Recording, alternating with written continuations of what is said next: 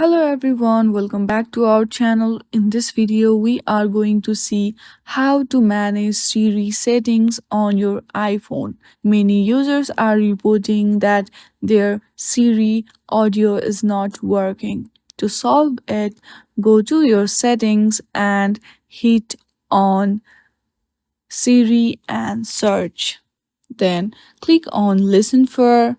Then if it is turned off, then click on Hey Siri. Now it will require your voice recognition to add the feature. Once you are done with this, your setup for Hey Siri is done. Once it is finished, go back to your settings and turn on press side button for Siri and allow Siri when locked option.